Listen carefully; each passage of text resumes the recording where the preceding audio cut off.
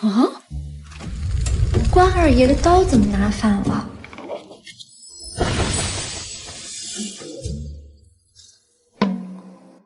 哎呀，财神爷的方位怎么都错了？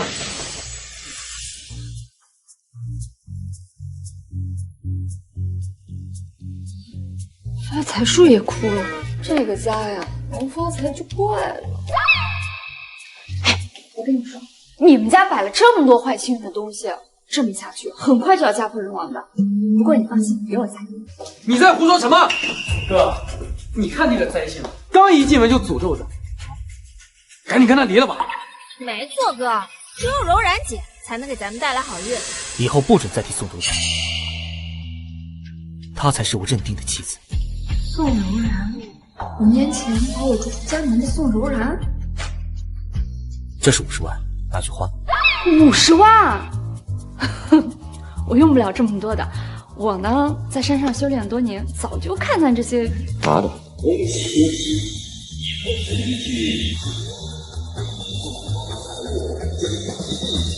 什么声音？这音响又傻了吧？自己说话。不管了，哥，我就想不明白了，你为什么非要娶一个丧门星呢？没错，他就是一个丧门星。他7岁时就害得父母重病，17岁时害得宋家险些破产。要不是我力挽狂澜拯救宋家，宋家早就被他祸害没了。7岁，那不正巧是收养你之后，宋家才开始倒霉的吗？你少胡说八道了！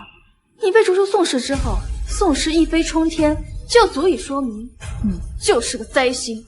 那还不是我扶持的你们宋家？5年前你说我扶持你们宋家，就帮我找到宋雨洛，结果你们一家都在骗我。是又怎么样？傅廷修，你要是不想流落街头，就乖乖的入赘宋家伺候我，否则用不了3天，你们就要去街边乞讨。哎呀哥，我不想去街边要饭，你就从了他吧。快起来，我们傅家什么时候依仗一个外人？你不依仗我，谈到依仗这个灾星，他能给你们带来1分钱吗？副总，好消息，好消息！集团刚回笼资金5000万。什么？怎么可能？傅氏投资项目可都是被我拦截了。怎么回事？一个快要倒闭的工厂，今天突然收到国外5000万的订单。5000万，1000万，那不正好是50万的100倍？难道给他的钱真的能百倍返还？这和你有关？我也没做什么，我就是调整了一下门口的关公，少往自己脸上贴金了。不就是5000万吗？有这灾星在，我看傅氏还能坚持多久。哎呀，哥，你不行你就从了柔然姐吧，那家里边的迈巴赫，我都不好意思开出去。就是哥，我都快2周没买过新包了，姐妹们都看不起我。你们不重要，他才重要。去名牌店帮他挑身衣服。这身高仿配你刚刚好。傅廷修这个妹妹说话还真让人头疼，难怪总是气运不佳遇渣男。哎，算了算了。多少钱？啊，姓宋的，别想付完钱后回去跟我哥告状，这钱我来付。支付宝到账500元。记得和我哥说，我买的可都是正品。这位小姐，恭喜你成为我们商场第88888位消费顾客。这是5万块钱奖金，请您收好。5万元，花了500，现在中了5万，恰好又是100倍。难道百倍返利是真的？运气不错，我先走了。哎，姓宋的，嫂子啊，刚刚是我不好，你就再给我一次机会呗，让我好好的包装你一下，随便你挑，算我的。行吧，既然他有心送我包，我也不白拿，干脆也送他一个。我一定要再验证一下，百倍返利要是真的话，那嫂子可就是个妥妥的摇钱树啊！大哥，速来！刚刚我又获得了百倍返利。这位小姐，这周你都来几次了？买不起就别看行吗？谁说我买不起的？你知道我是谁吗？你这2个穷鬼叫什么叫？你这么卖东西是会破坏财运的，将来10年都找不着工作，只能去街边乞讨。你说什么？以为你是气运之神啊？还能预测财运？就你们这群假名媛，还敢诅咒老娘？赶紧给我滚！啊！哎，住手！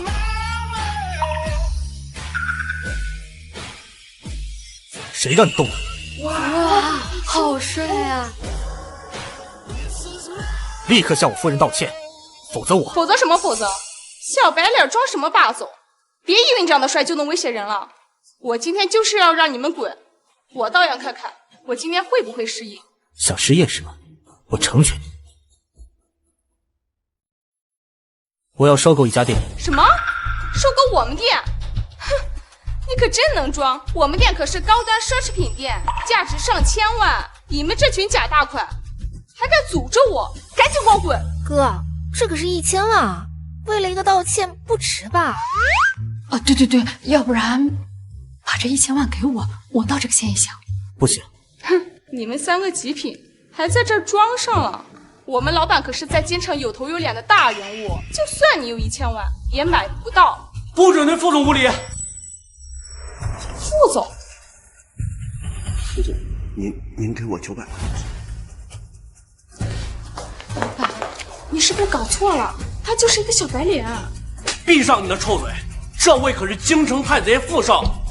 京城？傅少？你还有什么想说的？老板娘，对不起，是我错了。晚了，你被开除了。就你这种狗眼看人低的东西，我会通知全行业去封杀你的。副总，我还有信用卡要还，不能没有这份工作，求求你再给我一次机会吧。我给你的机会还不够多吗？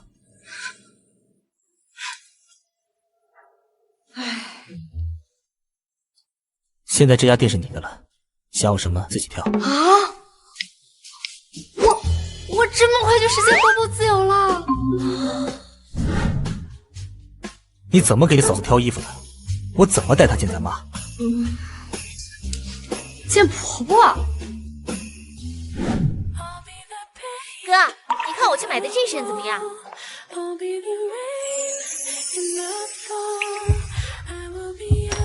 哎，这是什么？这是傅廷霄，谁让你把他带回家的？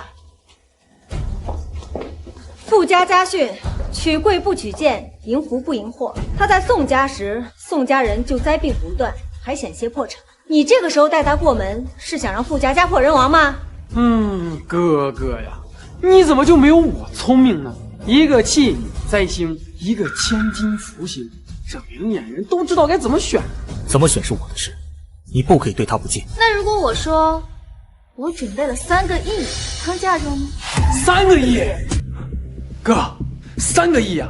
再凭借你和我的聪明才智，一定可以让咱们傅家重回巅峰的呀！靠咱们哥一个人还差不多，要不是你这几年瞎投资，咱也不至于这样。陈秀，柔然才是那个能扶持你、让你完成梦想的女人。至于这个灾星，她只会让你家破人亡，一无所有。我不管你们怎么想，她都是我的妻子，更何况宋柔然从我这里骗走的可不止3个亿。傅哥哥，那怎么能算骗呢？伯母也知道鱼肉下落。你说什么？没错，是我不想让你找到人。为什么？这个灾星把宋家害得还不够惨吗？只要我活着一天，就绝对不会让他进傅家的家门。这可是3个亿的嫁妆，他这一辈子都拿不出来。我就是要用钱夺走你的一切，你没钱就跟廷修离婚，你回山里去，懂吗？灾星。副总，之前投资回笼了9个亿的现金。什么？这怎么可能？傅家已经有将近3年没有进账了。9个亿，哥刚给他花了900万，又是翻了100倍。难道哥真娶了个财神奶？他一到咱们家就回血了好多钱，难道他真是福星？谢谢，有这9个亿，我就可以回天晚日。和他有什么关系？在当今世上，也只有气运之神才能让人发9个亿的横财。气运？我想起来了，肯定是我把好运珠带来的缘故。哇，好运珠就是能给人带来无尽财富的好运珠啊！传说这可是气运之子亲手制作，摸一摸就能中彩票头奖，戴一天就能让财富翻倍啊！这是……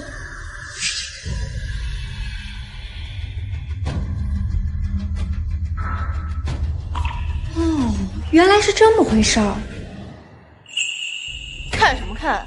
像你这种霉运缠身的倒霉蛋，一辈子都不可能给别人带来好运。柔然姐有好运珠，你有什么？美星。好运珠？这根本就不是什么好运珠，这是转运珠。你说什么？你们最近是不是很倒霉？投资失败，招渣抵制，车祸不断，老公染病。你怎么知？因为他用了转运珠吸走了你们的运势，为他所用，所以你们自然就倒霉了。这些年，什么软饭男、花心男、凤凰男，各种渣男，全被我给碰上了，全都是因为这珠子。那老东西被掳出去乱搞，染病在身，也是因为他。哦，我这些年一开车就出车祸，一开车就出车祸，我几十辆现代车全被撞了。难道说是我的运气被吸走了？那也就是说，宋家这5年如日中天，也是因为吸了咱们傅家的气运。不然嘞？说吧，到底怎么回事？一定是巧合。要是我真的吸走了傅家的气运，我为什么非要与你联姻？我是真心喜欢你。说的没错，那9个亿的订单，还有3个亿的聘礼，都是柔然实打实拿出来的诚意。我要你立刻和他离婚。不，好啊，离婚。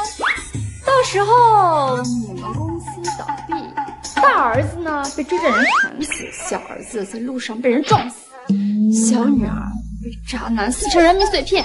你们2个嘛，因为染病截肢，到时候可别怪我啊！你说什么？怎么会预料的这么具体？我也只是知道他们会死得很惨而已。妈，雨落姐没来咱们家之前，咱们一直是倒霉来着，而且对雨落姐花钱，好像还有100倍返利，是有点蹊跷。100倍返利？我今天好像也听到了。你刚才说什么？离婚？我不允许。你放心，你对我不错，我到时候肯定会替你砍一刀。不是，挡一刀啊！我怕的不是这个，我不允许你再离开我。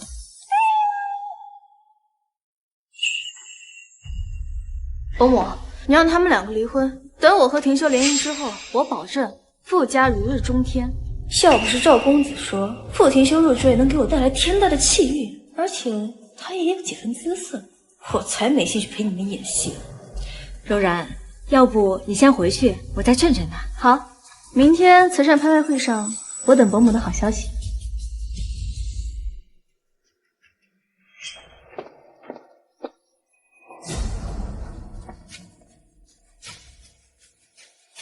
先生，你的转运珠被人识破了。无碍，傅家这辈子都别想再翻身。 9个亿到底是怎么回事？我不知道，但我现在有更重要的事情要和他确认一下。正好，我也有很重要的事情要跟你确认一下。你先说吧，有什么事？你想干什么？全脱了。要不先洗洗你？你想什么呢？我就是想查一查你身上有没有什么降气运的东西。降气运？我跟你说，我到你家的时候，我就发现那个发财树全都枯了，还有那个官人的刀都麻烦了。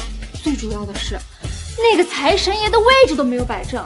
一个家里财神爷的位置都摆不正，这个家能发财就怪了。你想确认的就是这些？要不然呢？可是我的财神爷不能破产。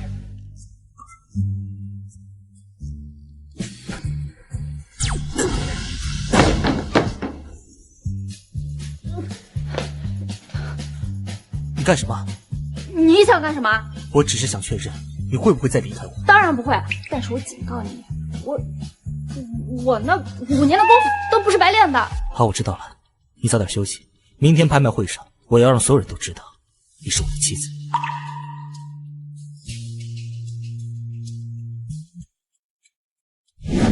若兰啊，前面那些桌可是京城的顶尖权贵，待会儿你跳物件上，可不要冲撞他们。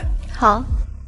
只是没想到，傅家都落魄了，在首席上还有一席之地。恐怕秦伯母已经让他们离婚了，很快傅家的地位也会是咱们的。那就好，咱们宋家不缺财力，就缺地位。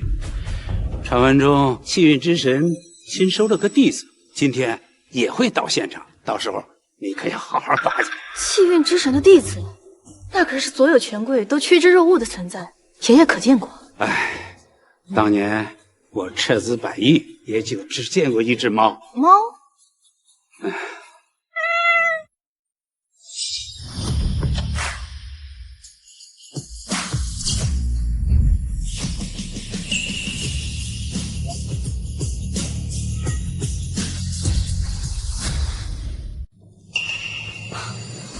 他们怎么还没离婚？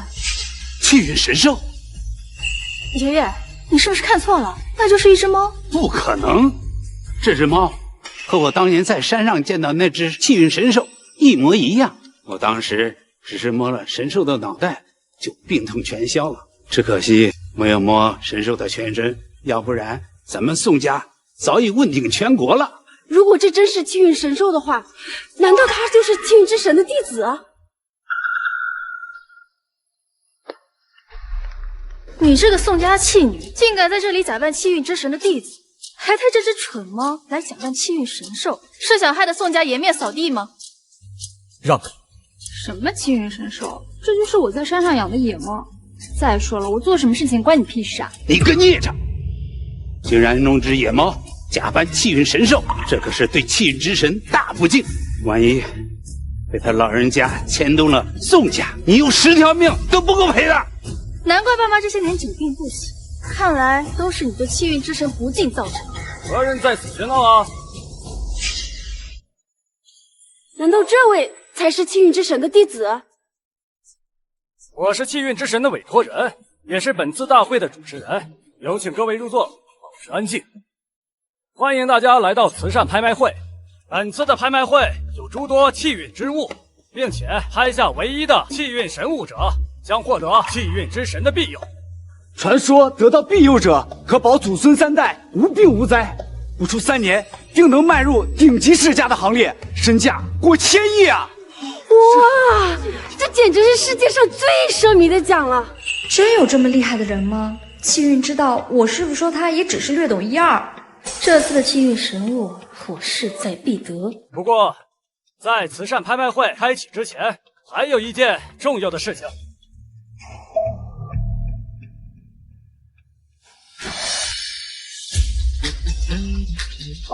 本次特地设置了气运值测试，在这个命运无常的世界中，气运在很多时候决定了一个人的成败。气运值高者将会获得与气运之神见面的机会，并且所有气运值都将获得等额的金钱。有没有人愿意尝试的？我来！来，有请。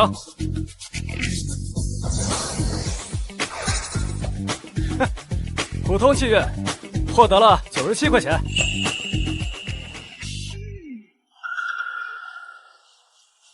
谁是福星，谁是灾星，一试便知。敢不敢跟我上去比一下？宋雨落，还不赶快上去！我要让所有的世家名伶都知道，我将你从家谱中抹掉，逐出家族，是多么正确的决定。没兴趣。气运的强弱怎么可能靠一块石头评判啊？放肆！你竟然质疑凑一时的功效！我看你这是怕暴露了你灾星的身份，怕傅家和天下所有的男人都不要你了吧？我娶了宋雨落，才不管他是灾星还是福星，听清楚了吗？傅廷兄，我看你也是怕所有世家名流知道你娶了一个灾星过门，身败名裂，怕没人肯跟你合作了吧？随你怎么说。好，比就比，我不在意别人怎么说我，但是我在意别人怎么说我老公。我看你还能不能笑得出来。有请。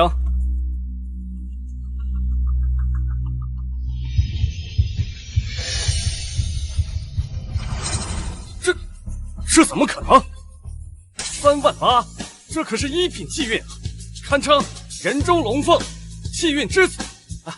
恭喜这位小姐获得了38000气运，这比普通人的气运足高了上万倍，难怪宋家这些年如日中天。不愧是老夫留下的孙女儿，气运真好啊！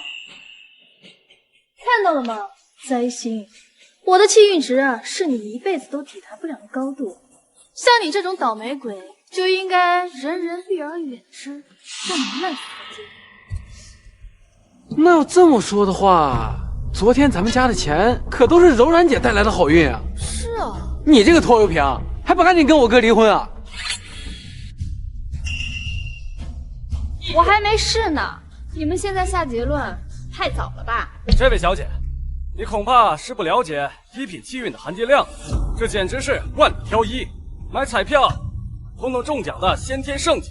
你的气运值啊，要是比我高，我跪下喊你姐都行，并且公开承认我才是灾星。没错，哪怕只是高一点儿，老夫也会公开向你道歉。好，这可是你们说的啊！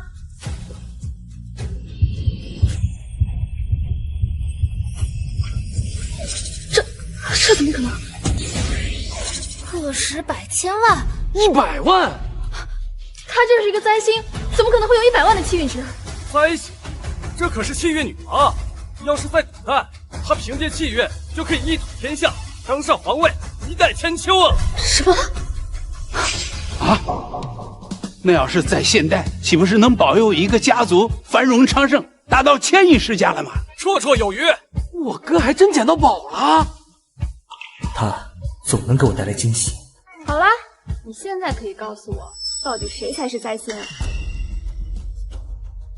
我知道了，你就是一个吸血鬼，到哪里就会把别人的气运吸到自己身上，让别人倒霉。有道理，难怪宋家把你逐出家门后顺风顺水。小副总，小心他克夫把你克死。哥，你得赶紧跟他离婚啊，别让他把咱全家都给克死了。高啊，实在是高！有你这种偏听则信的小叔子，这婚我怕是结错了。那要不然……不行。傅廷修，到时候你们被他克得家破人亡，可别跪下来求我。荒谬！我傅廷修什么时候求过别人？我傅廷修在此声明，他宋雨洛是我明媒正娶的妻子，是我的福星，也是傅家的福星。我不准任何人再质疑他。1个亿！我操！哥，这是你真是幸运神转世啊！100万的气运值就能达到1000亿资产，1个亿，那岂不是能达到万亿资产了吗？不可能，他娶了一个灾星过门，怎么可能会有这么高的气运值？一定是特运石坏了。这怎么回事？带着测运石周游世界10余载，可从来没见过他这个样子。肯定是测运石坏了。我就说他一个灾星，就连测运石这种神圣之物也被他给弄坏了。你这个晦气的玩意儿，当初就不应该让你妈把你生下来。气运之神那可是千万顶尖财团都要膜拜的人物，你把测运石给弄坏了，如今让宋家还怎么立足？要是气运之神因此不再庇佑大夏财团，你该当何罪？以死谢罪！以死谢罪！以死谢罪！以死谢罪！这测运石是我触碰之后才产生异变的，与他无关。你们有什么怨气可以冲我来。好，哥，咱们傅家现在已经今非昔比了呀，顶住这么多亿万世家的怒火。那又如何？他不能有事。从小到大，除了师傅以外，他还是第一个这么维护我的，难道仅仅只是因为当年的事吗？没想到你抱怨来的这么快啊！现在你被所有世家仇视，我看你怎么办。气运之子？什么？测运石居然给了气运之子这样旷古烁今的封号？什么？以前从没有听说过测运石给封号，你是不是搞错了？那是因为封号一旦出现，就说明气运之神认可他。恭喜副总，直接获得了气运之神见面的机会。算你小子好运，找了我徒儿当媳妇儿。看在你对我徒儿还不错的份上，帮你破了这生死劫吧。这和见财神爷有什么区别啊？看来我可以借着香品喽。不可能，傅氏集团这几年濒临破产，一落千丈。傅廷修怎么可能是天选之子呢？据说傅总娶了宋小姐之后，公司入账几个亿，难道这宋小姐是旺夫的？你这个扫把星还能旺夫？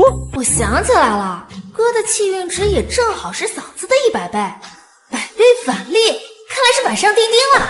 这么多年，你们一口一个扫把星，也该跟我道歉了吧？道歉？做梦！你们气运再好又怎么样？没有权势，没有人脉，屁都不是。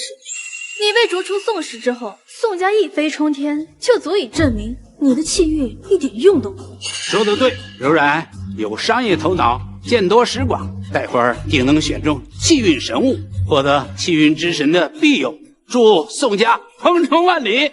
下面的拍卖竞选确实与气运值毫无关系。听见了吗？只要能获得气运之神的庇佑，可是能保证千年昌盛。而像我这样好运的人，才能选中气运神物。好吧，那就走着瞧喽。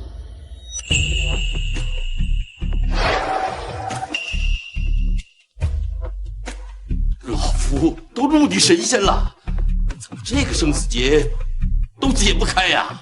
这个幸福到底招惹了谁？本次的气运神物只有一件，这是这些物品价高者糖葫芦。所有物品竞拍后将公布哪件是气运之物。我傅家承诺了这么久，如果可以选中，肯定各大世家争先追捧，订单不断。那我傅家肯定要重回巅峰啊！你有什么想要的吗？我想要那个糖葫芦。你疯了！以现在傅家的实力，只能要一件物品。果然是个土包子啊，就喜欢这种垃圾食品。你要是能选中气运神物啊，我给你100亿都行。小副总，你可别被丧门星给误导了，他选的东西定是垃圾。这个糖葫芦我出价100万。100万！100万能买一栋楼的糖葫芦了。他想要的就必须有。200万。哎，还是算了，花几百万买个糖葫芦，我出去还可以再吃的。傅家现在都没剩几个子了，傅总还是别打肿脸充胖子。更何况他选中的东西就是垃圾，不可能会是气运神物。小副总，你还是不要把这机会浪费在这丧门星上。点天灯。副总既然点了天灯，天灯不落，副总就跟价到底。哥，你不要命了？你为了一个破糖葫芦点天灯啊？哥，你这样做会让傅家葬身火海的。好啊，我倒要看看你究竟愿意出多少钱。我出8000万。8000万？8000万！哎，好，柔然姐，你可真是我傅家的救星啊！花了8000万，让我哥哥迷途知返，还得是你。柔然，你这是干嘛？万一他不跟了怎么办？这里的东西岂能让他轻易拿到？据我所知，傅家虽然回笼了几个亿，可是都拿去弥补财务的窟窿了。傅廷修，你留论资金没剩多少了吧？要不还是算了吧，把天灯也撤下吧，让他花8000万吃个亏还是很值得。1个亿。这话是哥，你不要命了？你花1个亿买糖葫芦，他能买一座山的糖葫芦了。是1个亿的糖葫芦，我真想看。好啊，傅总还非要证明他就是个丧门星是吧？那我就如你所愿，看看你傅家怎么因为一根糖葫芦破产，又怎么跪下来求我。想不到昔日京城鼎陵傅家，如今因为一根糖葫芦而走向败落。1个亿，还有没有加价的？1个亿1次，1个亿2次，1个亿3次。恭喜副总成功拿下这颗糖葫芦，没想到一开始就这么刺激，还真是罕见呀！恭喜副总成为了大冤种啊！你还有什么想要的吗？啊，没有了。天哪，1个亿！恭够我在外面胡吃海喝一辈子的了。剩下所有物件，我出100亿全要了。谁同意？谁反对？凭什么？宋家上的什么东西免费包圆了？就是，这里还轮不到宋家说话。主任，你在干什么？你不知道你这样做会冲撞其他世家吗？要是我宋家得到了气运之神的庇佑，我宋柔然在此承诺，定与在座所有世家达成100年合作，我们一起繁荣昌盛。不知大家是否同意？不知大家可否同意？100年哇，好像有点道理。宋家负责中下游产业链，而且物品上百件，也不一定能拍中啊。我答应，我答应。还是柔然有商业头脑，不像这个白痴就知道吃。没人竞拍还不落锤？100亿1次，100亿2次，100亿3次。那么，就恭喜宋小姐以100亿的价格拍下其余所有物件。好，花100亿买了这么多破铜烂铁，看来宋家的家底你被勾了。你一个商业村妇懂什么？我这里随便一样东西都比你的糖葫芦强。傅田修，很快你就会明白，你娶了她是一个多么愚蠢错误的决定。如果气运神物是这么得到的话，那这东西不要也罢。没错，不要也罢。副总，等一下，刚才您拍的那根糖葫芦就是气运神物呀？什么？什么？你说什么？这个破糖葫芦是能让我们傅家逆天改命的神物？嫂子，吃神了！你是不是搞错了？我们花了100亿买了这么多东西，怎么可能偏偏是那一件？肯定是你们联合串通好的，我拒绝支付这100亿。你觉得气运之神会看得上你这100亿吗？你若是不支付，小心你明天宋家鸡犬不宁。哎呀，妹妹还真是有商业头脑，花100亿替各大世家踩坑，佩服佩服。你都这样了，爷爷还没被你气晕过去。你有什么好得意？宋家的根基还在，我手里还有大量傅氏集团的股份，我倒要看看傅氏还能坚持多久。爷爷，我们走。请副总移步至 VIP 厅，接受气运之神的庇佑。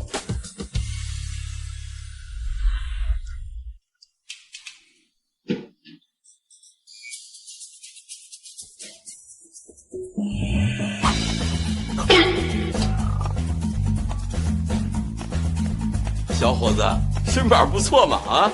你这是什么意思？没什么，不过身板再好，恐怕也挡不住接下来的灭门之灾。你是说傅家有灭门之灾？你们家被诅咒已久，凭我的本事也只能保全一人。你想让我保全谁呀？可恶！傅田修、宋雨洛，你们凭什么抢走我的气运跟风头？少爷，你怎么来了？你又失败了。再给我一次机会，我一定会把傅田修抢走。这可是你最后一次机会。当年我能助你成为宋家千金，同样我能让你一无所有。是。不过少爷，你为什么非要我跟傅田修结婚？因为宋雨洛。什么？老夫曾教出来个叛徒，这是老夫一生之耻。现在可得替宋丫头好好考察一下。说吧，你想让我保全谁？我想保全我妈。你说什么？那你媳妇儿呢？我和她离婚，这样我就能保全2个人。你小子挺聪明啊！行了，不用离婚了。你只要好好对你媳妇儿，一切危机就都能解除。真的？当然是真的。她就是我选中的天降福星，会庇佑你们傅家的。徒儿可是无敌星星，就连老夫也是靠她的气运晋升的。妈，气运之神说了，他就是天降福星。气运之神真是这么说的？千真万确。所以说你们以后一定要对他好一点。看来气运之神和我师傅一样实惠。哥，你不会以为他真有什么超能力吧？他要是真这么厉害，那你在拍卖会上花了1个亿，怎么没有返还？气运之神到底是怎么说的？廷秀，你怎么能为了他来骗我们？我这有录音，你们自己听。牛啊，哥！你竟然能想要把对话录下来！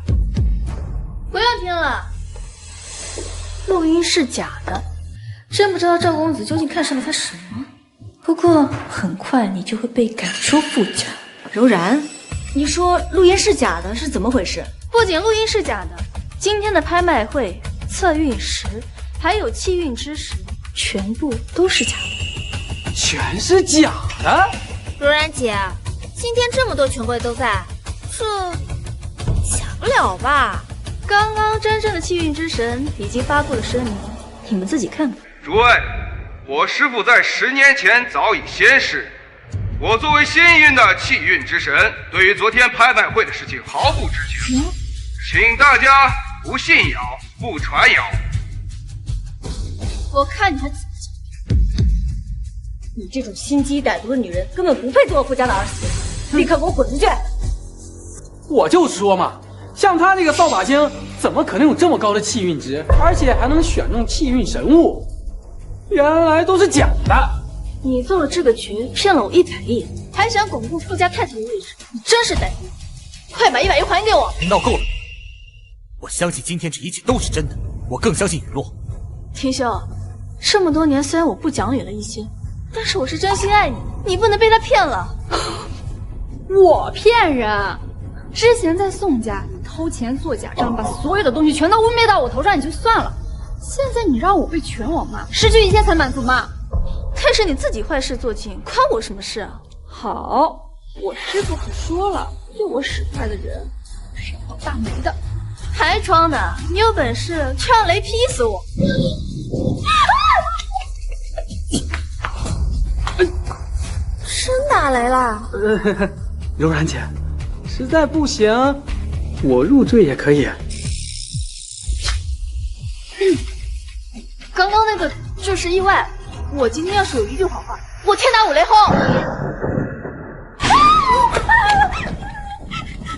真灵验了！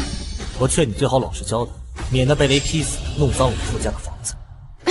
我说的句句属实。柔然姐姐，我相信你，你就让我入赘到你们家，我肯定把你伺候的舒舒服服的。你不配，你不是自认运气好吗？要想解决傅家的财务危机，最起码还要100个亿。你有本事就跟我比投资，看谁能先回笼100亿。我和你，你要是输了，以后不准再踏入傅家半步。好，一言为定。妈，你不是最信玄学了吗？刚刚柔然姐都差点被雷劈死了，万一咱们对嫂子坏也能百倍返还，那我们就惨了。那我收敛一点。要是宋柔然没撒谎的话，她能被雷劈吗？什么好的坏的都能百倍返还，这太玄学了，我不信。你闭嘴。今天的事的确有点蹊跷，气运之神的拍卖会已经宣传了好几个月，要是假的，应该会提前制止。你先休息吧，公关的事交给我。什么百倍返还，我才不信。走吧。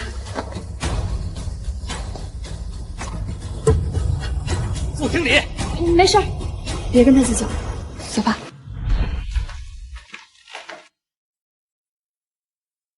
你去洗吧。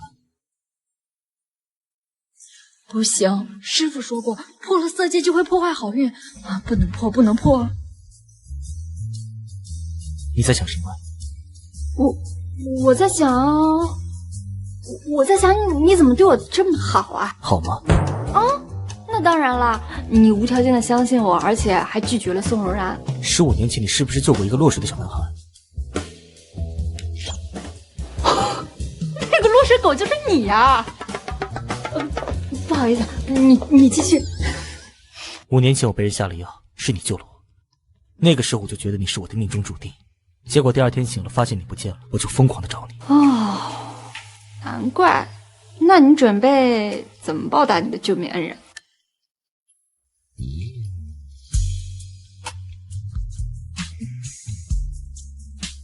就这，我又不是老色批。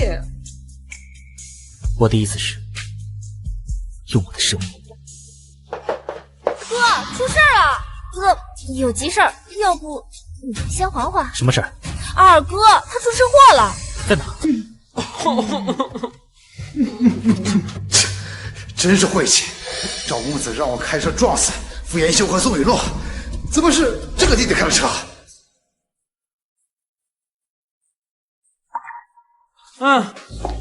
怎么回事？妈，都怪他！我就想开车兜风，结果他逆行超车，把车都给我撞翻了，我胳膊都折了。什么？你怎么开车的？万一我儿子胳膊废了，我以后定饶不了你。这人怎么看着这么眼熟啊？他是不是相亲节目上说你坏话那个？哦，还真是。你这嘴巴怎么了？是舌头断了吗？还能说话不？他也好不到哪儿去，他的挡风玻璃全碎了，把他的嘴还有舌头都给划破了。我看呀，他这辈子都说不了话了，自作自受。他只不过是说了嫂子的坏话，现在舌头就变成这样了。难道嫂子不好，真的会遭报应？哎哥，你这胳膊是不是今天早上撞了嫂子那条？好像还真是啊，这世界上真有这么玄乎的事儿啊！我看你以后还敢不敢对你嫂子无礼？你呀，多做好事，积点口德，注意交通安全。你也配教训老子？什么鬼玄学？我才不信呢！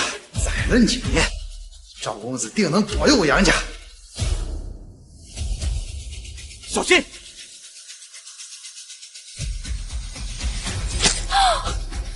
你小心才对。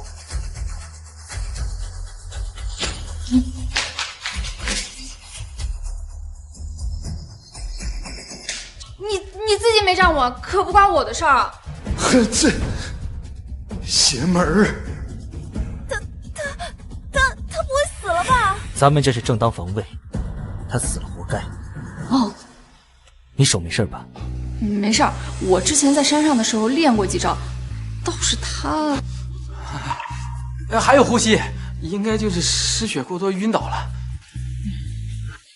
他只是欲图不轨，就差点把命搭进去。要是宋雨洛伤了，那还得了？雨洛呀，妈要是有什么话得罪你了，你别往心里去啊，妈不是故意的。你看你说的什么话，我怎么可能会生气呢？再说了，你也没跟我说过什么特别难听的话，对吧？妈保证不说啊。嫂子，对不起啊，我昨天不是故意撞你的。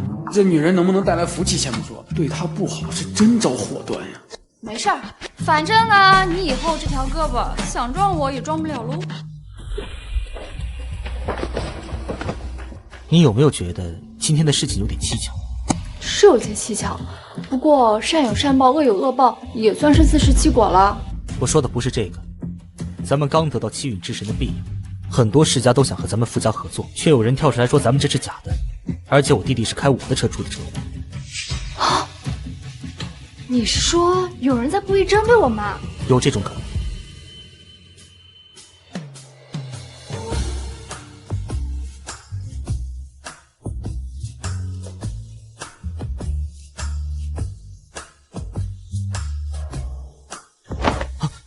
你想干什么？之前说要检查你身上血，我还没查呢，快脱！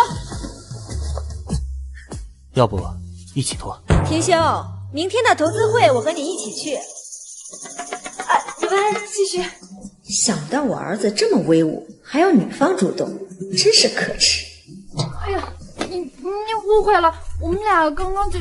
妈，你有什么事？明天的投资拍卖会决定着傅家今后的生死，我想和你一起去。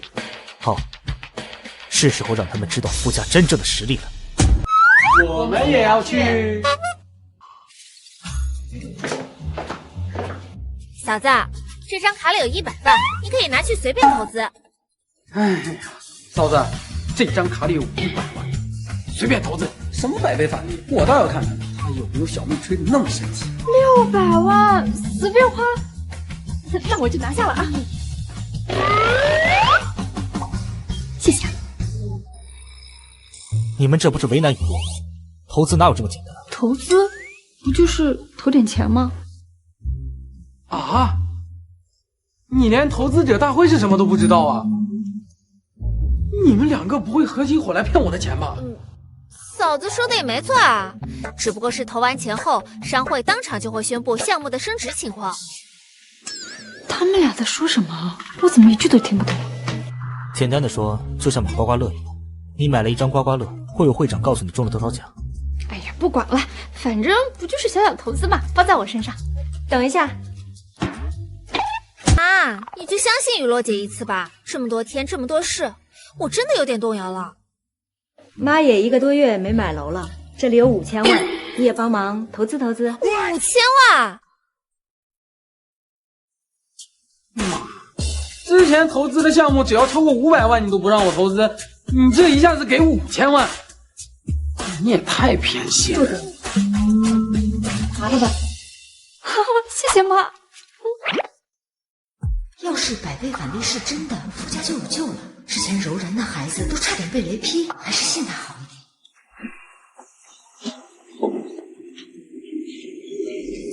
今日好多国际大佬竟然全部云集于此。你之前亏了宋家100亿，这次要是再不能让宋家回本，我看宋家千金就不必再当了。爷爷，上次我是被宋雨露那个贱人给骗了，今日我定让宋家平步青云。死老头，敢威胁我！等我这次投资成功了，你就该退位了。上次傅家竟敢耍得我们团团转，他要是再敢来，我们定叫他好看。说的没错，骗了我们宋家100亿，老夫我从未见过如此卑鄙无耻、厚颜无耻之人。爷爷，你不是天天见吗？爷爷，你不是天天见吗？爷爷，卑鄙无耻、厚颜无耻之人，不就是天天在您身边伴您左右，您还视若珍宝吗？宋雨露，你什么意思？你个孽畜，还嫌给宋家丢的脸不够多吗？得罪了气运之神，还敢来这里捣乱？说的没错，今日这1000亿投资大会，即便是商会会长也得对气运之神尊敬有加。你这个败类还有脸来？我傅家有件事，何时轮到你指指点点？傅家早已今非昔比，而且我听说真正的气运之神今日也要来，到时我要看看你还能不能护得住他。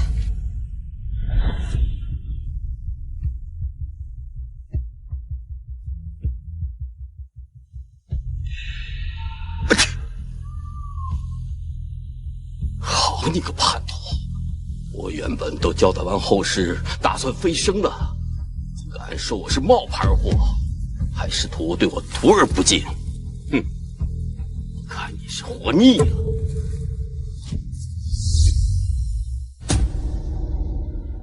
无论谁来，我都能护得住。虽然他本事还没我大，别说这气场，倒是比我还强。不愧是我男人。护得住又怎么样？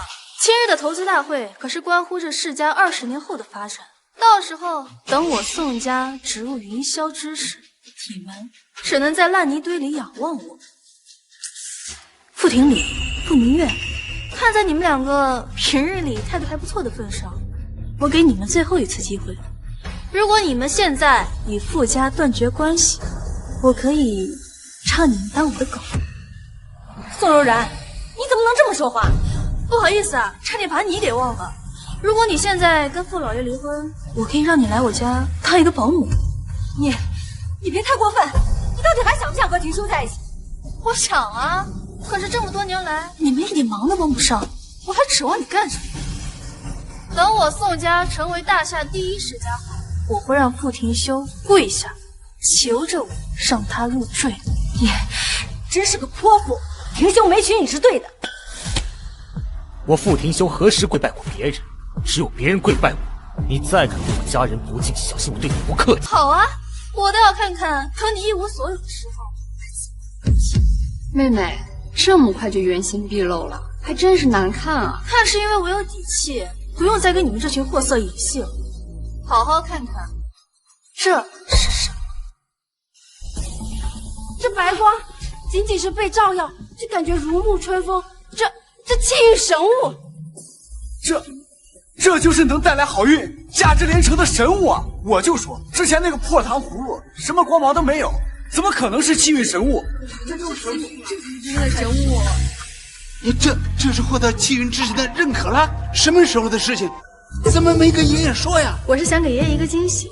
上次气运之神听说我被骗了100亿之后，觉得有所不值，便给了我气运神物，并且还说会保佑我们宋家百年昌盛。竟然还能有这种操作，柔然姐，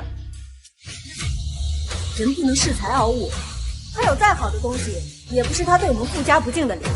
你还想对他说什么啊？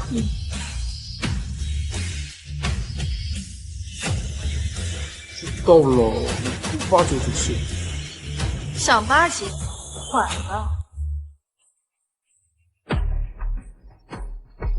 我宋柔然说话算话，我在此宣布，今日与我宋家合作者，我将保佑他百年昌盛；但凡傅家合作者，我将永世与他为敌。宋家有气运之神的庇佑，定然将一飞冲天呀！待会儿投资大会开始，宋总投资什么项目，我们必将跟随到底，跟随到底，跟随到底，跟随到底！啊，完了，咱们傅家现在变成众矢之的，这以后还怎么混啊？怕什么？没人跟咱们合作，咱们就做领头羊，开创天地。有志向，我支持你。请大家安静。今日投资者大会共有1000多个项目，但每个世家只能投资其中3个项目。待所有的世家选择完投资金额和投资项目之后，将会公开项目的估值。现在，投资者大会正式开始。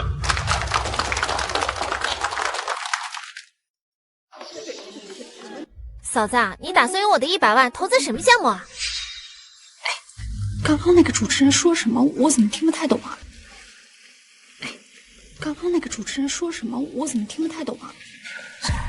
真是个白痴啊，连规则都听不懂。你该不会要让他替你投资吧？错，是我们都决定让他投资。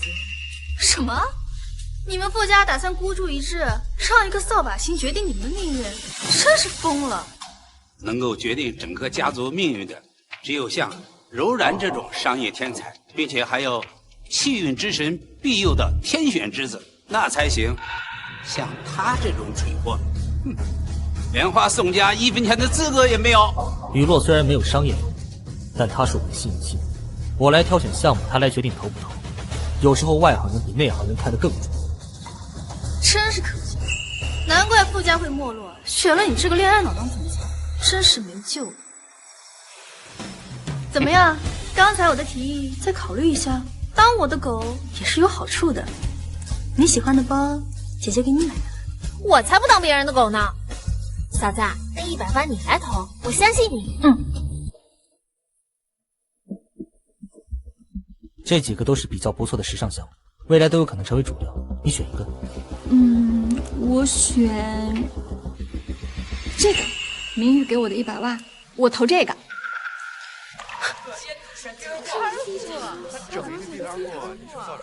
嫂子，你确定不再考虑一下吗？真是乡下待久了，审美都跟底层那群土鳖一模一样，选了个廉价奢侈品当概念，真是可笑。真是没眼光。廉价奢侈品，那还叫奢侈品吗？那只能叫地摊货。我选这个极简顶奢概念。这个游戏奢侈品就应该十分的昂贵，让你们这群底层人买不起，甚至连看也看不起。什么奢侈品啊？那还不就是割韭菜吗？在这个消费降级、消费恢复理智的时代，选择廉价又实用的东西才符合大众。好，我相信嫂子，这100万我投了。你们这么有自信，敢不敢跟我赌一把？跟我赌一把？妹妹，你也也太爱打赌了吧？但又不愿赌服输。你上次可是跟我说了啊，你要是输的话就给我跪下来道歉，现在还没做呢。就是，我们跟你赌没意思，不跟你赌。上次是你们弄虚作假，这次我们可以签订契约。那你想怎么做？就赌谁的项目估值更高，谁要是输了，就给对方1个亿，并且还要学口罩3声。你们敢不敢？之前嫂子的百倍返利全应验了，总不能到我这就栽了吧？我和你赌。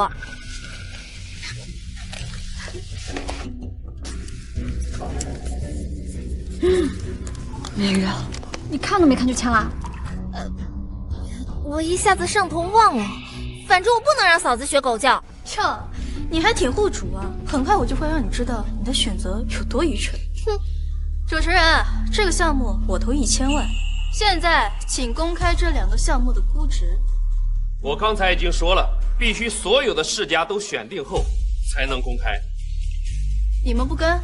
你们不跟？对呀，一定要跟啊，对吧？对啊，肯定跟啊！气运之子选的项目，那肯定是必中的，说不定还能获得1000倍、10000倍的利润。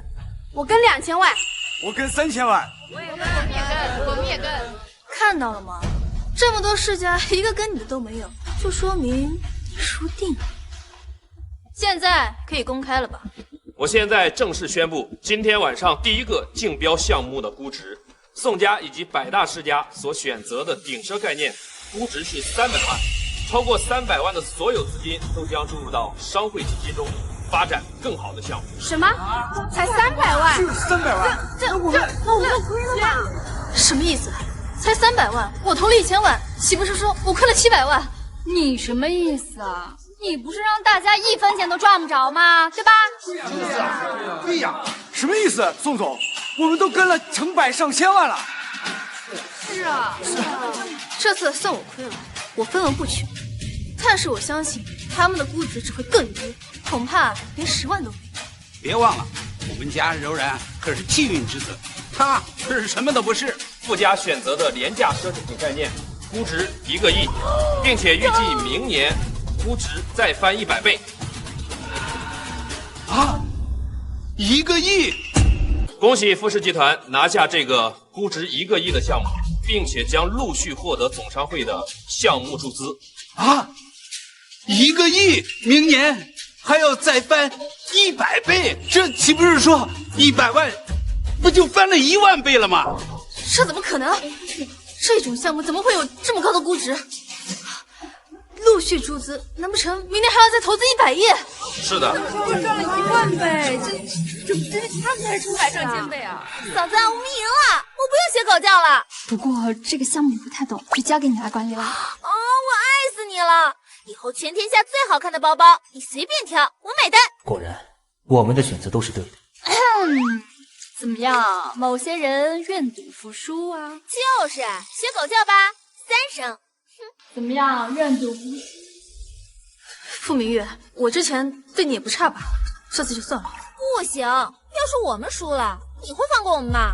还让我们签协议，不就是怕我们耍赖吗？哎，你不会又要耍赖吧？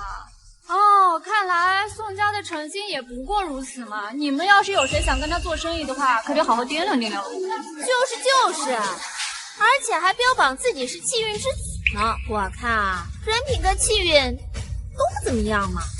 学狗叫，学狗叫。爷爷，你帮帮我吧。愿赌服输，有教训，宋家的信誉不能丢。学狗叫。汪！7月的成龙，我一定要1000倍、10000倍的讨回来。还有赔付金1个亿呢。这里有1个亿。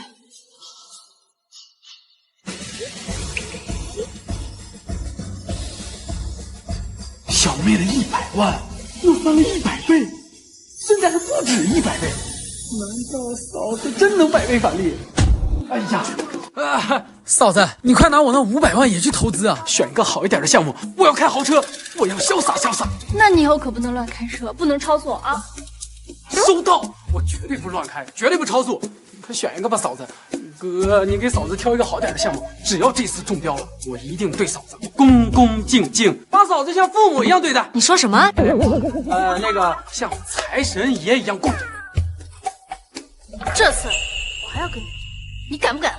看在你刚刚认赌服输的份上，我就陪你玩一次了。说吧，赌什么？谁要是输了，就要给对方10个亿，并且让对方抽3个巴掌。你们敢不敢？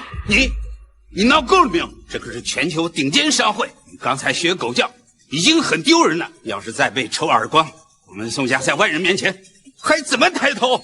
爷爷，这次我绝对不会输。汽车领域也是我最擅长的领域之一，敢不敢签？10个亿，那可是500万的200倍，难道还能超值返还？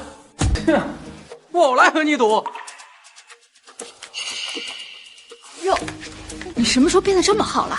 这小妹都身先士卒了，那我还能让嫂子受委屈啊？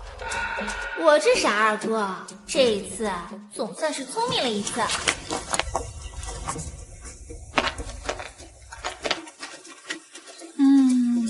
我选这个。哎呀，这嫂子选的呀，那肯定就是最权威、最牛逼的概念。让我看看，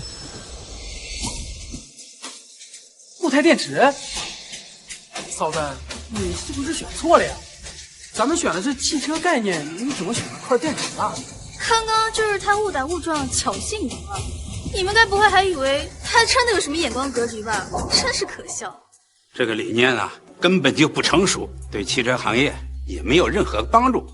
这次我们赢定了。我选这个极限超跑概念，只有这种豪车才是给人开的。其余那种垃圾车啊，就是给你们这种底层人代步用的。你可算了吧，要不是抢了我的身份当上宋家千金，怎么还瞧不起别人了？要不是有了别人的努力付出，你能过上这样的好日子？再说了，固态电池怎么了？新能源、环保、耐用。说的不错，这个项目我也搞，追加1000万。没想到副总也这么没眼光啊，居然还跟。我想各大世家应该不会这么没眼光吧？我投10个亿。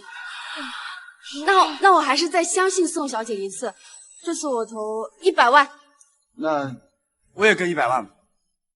我们也跟，我跟你50万，我跟50万。主持人公布吧。极限超跑概念估值5个亿。哇，那么真吗？这挑的到底是怎么回事？怎么恶心啊他？5个亿，这么超前的概念，怎么才值5个亿？是你自认为超前吧？他们的估值肯定更低。固态电池概念估值20亿，预计3年内再翻100倍。他投了2000万，都赚20亿了。这不就是一块电池吗？怎么可能会这么高？你这叫什么气运之子啊？你这才是假的吧？人家选的2个项目市值都翻了上百倍了。我想起来了，上次测运时测的，他的气运值都上100万了，会不会他才是真的？姓宋的退钱！退钱！退钱！退钱！退钱！怕什么？最后一次竞选，我一定会带你们全部赚回来，挑选一个千亿市场出来。说的没错，虽然失败了2次，但那也是柔然为了筛选出谁是最忠诚、最可靠的合作伙伴。要不怎么说你是我爷爷呢？这脑洞我都服了，他都这样了，你还替他说话？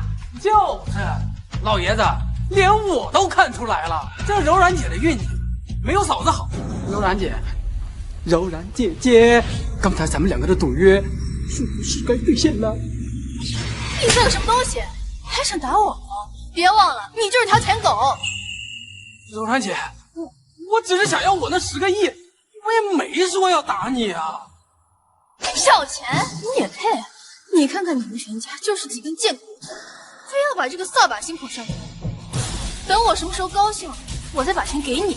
说得对，别忘了，你们傅家还有20%的股份在我们手里。今天谁敢再打柔然一下？让我来！妈，你们这是想一人抽一耳光？你们反了！别忘了这个商会百大世家可是以我为尊，而且我还是气运之子。你们要是打了我，气运之神不会放过你们的。让我来！你敢打我儿子，还敢骗我这么久？你的气运这么差，还敢在这里虚张声势？我今天非教训一下你！老东西，你敢！这巴掌打你对长辈不敬，这巴掌打你目中无人，这巴掌让你长长记性。这5年来，可都是我在帮衬你们傅家，你竟然恩将仇报！恩将仇报？雨落之前说的没错，你在我家这5年，我家就一直倒霉，我就是吃个豆角都会中毒。雨落来了之后，我家才开始好转。我看你才是扫把星。胡说八道！这些年宋家家大业大，那可是都是柔然的功劳。明明是你家气运差，要不是我帮衬你们傅家，恐怕你们傅家早就灭门了。别忘了，我可是气运之子。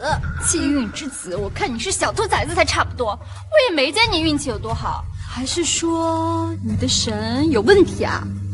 是谁敢藐视神威？是谁敢藐视神威？气运之神来了！气运之神，这是气运之神吗？他就是视频上大家敬仰的气运之神。没想到居然还能见到活的，不过这是真的吗？当然是真的了。你们欺负柔然，就等着毁灭吧！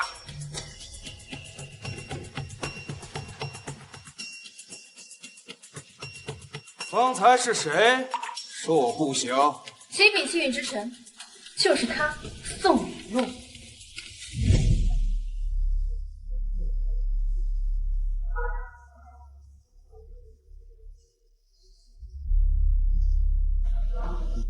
你到底进不进啊？我看你都在这儿盘旋好几圈了。不对劲儿，还是不对劲儿。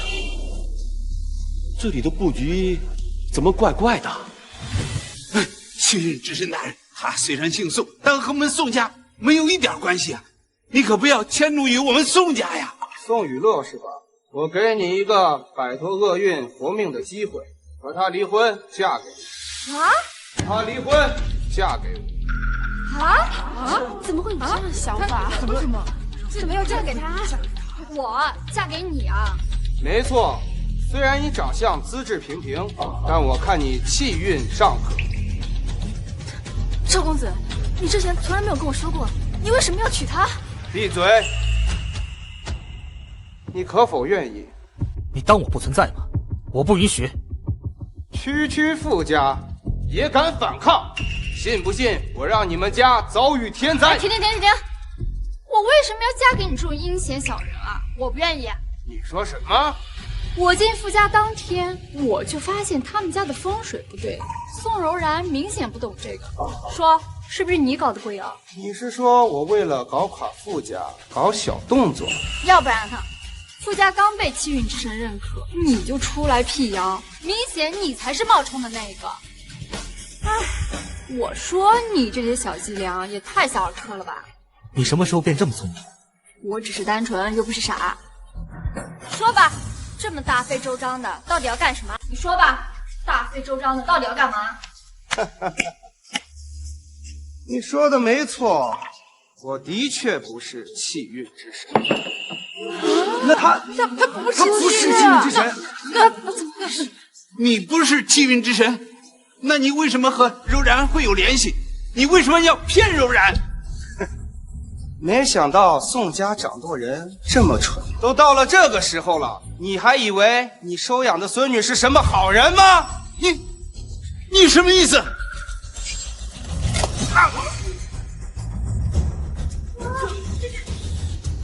为什么？还不懂吗？我入赘宋家，就是为了夺走宋家的财富跟气运。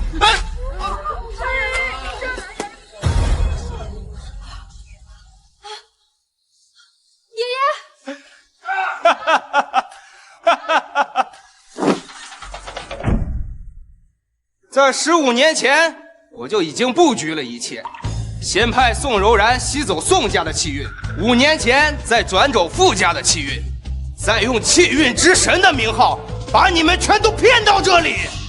你究竟想干什么？我要把他们的财富和气运全都吸走，我要当新一代的气运之神！哈尤其是这个气运之体，我非拿不可。本来还想来软的，是你逼我的。逆子，住手！本来可以来软的，是你逼我的。逆子，住手！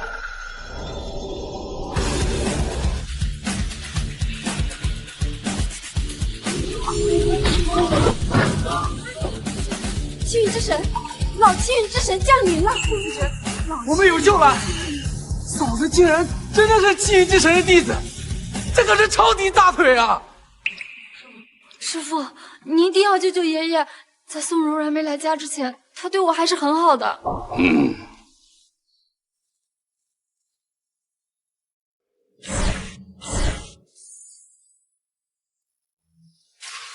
爷爷。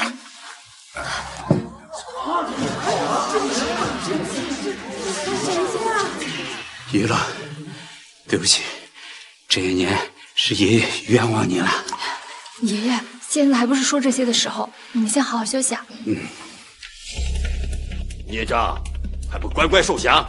没有飞升，你还好意思提？老夫都开天门了，硬是还要回来收拾你？不可能，我不应该算错，你应该已经飞升了，我应该把所有世家气运全吸走了才对。哼哼，谁让你还没有学到老夫的精髓就叛变了？当然会算错了。不，就算你没有飞升又如何？我还有最后一招。这是干什么？15年前我救你，就是看中了你的恶难之体，现在是时候回报了。什么恶难之体？赵公子，这是什么意思？恶难之体，天生灾星，天克气运之体，所以才故意栽培你，就是在迫不得已的时候用你毁了所有人。所以这些年来，我就是你的一个棋子，你从来没有看上过我。凭什么我叫世凡？我要世代当凡人。凭什么傅廷修命就这么好，从小有钱有财也就算了，还娶了一个气运圣体的老婆？我不服，我要逆天改命！可你现在要释放恶难之体，会让世界生灵涂炭，甚至让我徒儿直接香消玉殒。难道他是想利用雨落的百倍返还？就是，万一我嫂子被你们杀了，成了碎片，我们可怎么办呀？我绝不允许你伤他一分一毫！逞什么英雄？我就要杀了宋雨落，让宋雨落死在你面前！哈哈哈！恶难之体，放！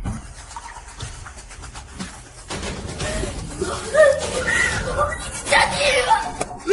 放开！放开！放开我！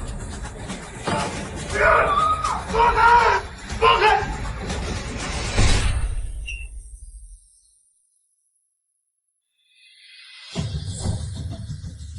恶意散去，恶意散去，恶意散去，恶意散去，恶意散去。我们赢了！我们赢了！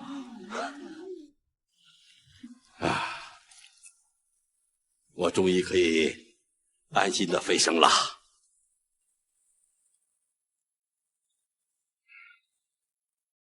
我宣布，宋雨落是我唯一的真传弟子。我飞升成仙后，他将获得我在凡间的所有气运与财富，傅氏也将百年昌盛，千年不衰。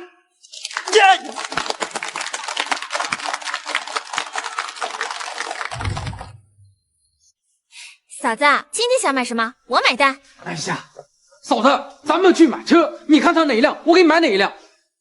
你们在干什么？跟妈去看看楼盘吧，喜欢哪栋别墅，妈给你买。我准备跟天修一起环游世界呢。